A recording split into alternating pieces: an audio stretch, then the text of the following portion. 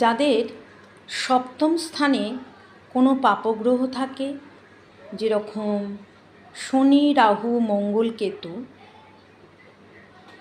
তাদের বিবাহিত জীবনের এতটাই অশান্তিময় হয়ে ওঠে, এমনকি এরকম ছকে জাতক জাতিকাদের বিবাহ বিচ্ছেদেরও সম্ভাবনা থেকে যায়।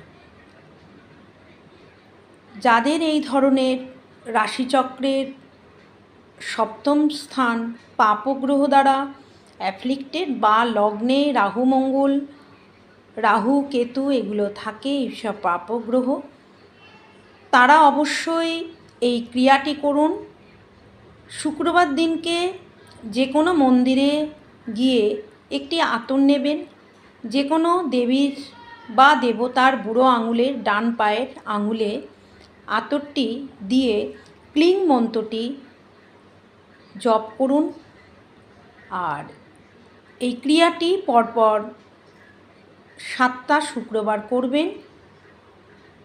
এবং যারা বিয়ের আগে জেনে নিচ্ছেন আপনার রাশিচক্রের অশুভ গ্রহের সপ্তম স্থানের অবস্থান, তারা আগে থেকে এই ক্রিয়াটি করবেন।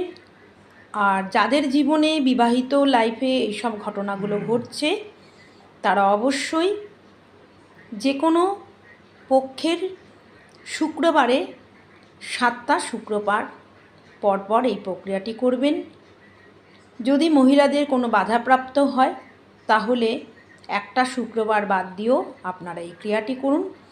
এটা অত্যন্ত ফলপ্রসূ টোটকা। যারা করেছেন তাদের বিবাহিত লাইফের ঝামেলা অনেকখানি কমে গেছে। নমস্কার।